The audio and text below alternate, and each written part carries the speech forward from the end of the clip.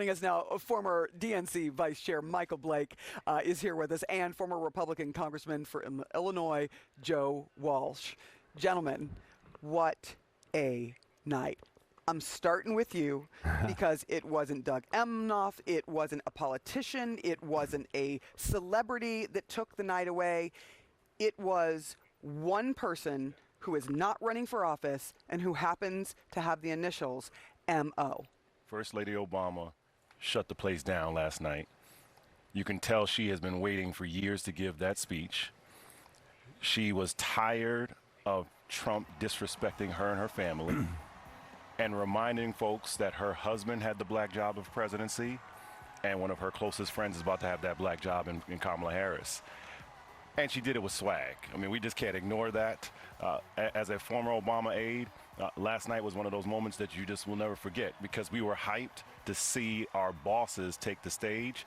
But let's be very clear, in that household, First Lady Obama took everything over last night. And as a former conservative Republican congressman, she gave a speech that I could have given 12 years ago. It was amazing. She appealed to American values, regular values, the things that matter, the things that my party used to talk about, and it was inclusive. She wrapped her arms around everybody and contrasted herself and the Democrats right now with the stuff that my former party is feeding us, which is just fear. The one thing that she didn't include, or did include, but not in a nice way, is Donald Trump. Let's listen to the moment that really shook the crowd up. Who's going to tell him that the job he's currently seeking might just be one of those black jobs?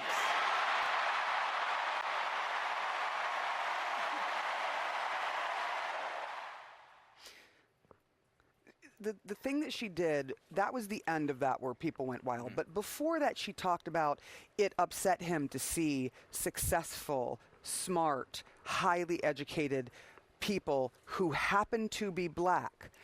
And she's speaking to, period, point blank, racism. 1,000%. That's what she went there, but in a very different way. You talked about your boss, former President Barack Obama. Was there a moment for you during that speech? Was that the big moment, or did you find other things? Because it was, every line of that speech had the crowd going nuts. That was the line of the night.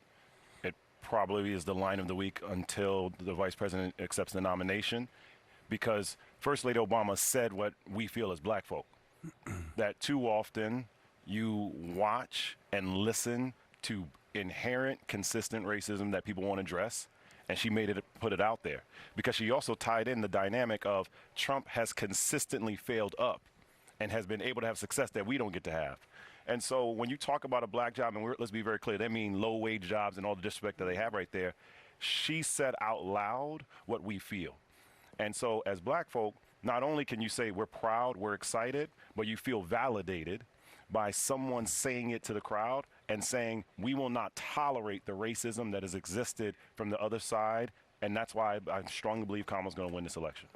The affirmative action of intergenerational wealth, that was the line that just hit me as a white man. That was just so powerful. And then Barack Obama tied it in with Michelle Obama's mom passing away and the values he got from her and his white grandmother from the middle of nowhere.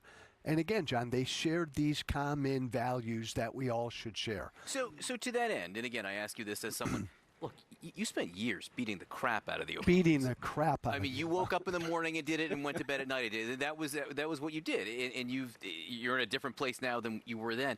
But the totality of the events last night, from Emhoff to Obama, look, the crowd here loved it. But out in the country, when people watching on TV, what do you think their takeaway was? What did the Democrats accomplish? How regular and how American this party is. And I say that as someone who's not a Democrat, and I say that as someone who the Democrats have always kind of had a problem as being a bit too elitist. Oh my God, listen to Doug Emhoff, right? Right? Leaving his cell phone, trying to get a call back for a blind date. Hey, it's Doug. I don't think I'm going to forget that. Yeah. Middle America would wrap their arms around what they heard last night. Yeah, and you add in the part from the soon-to-be first gentleman. It was very beautifully gratifying to see in this convention love from a couple. Yeah. Where, let's just be real, you didn't see that all during the RNC in any regard.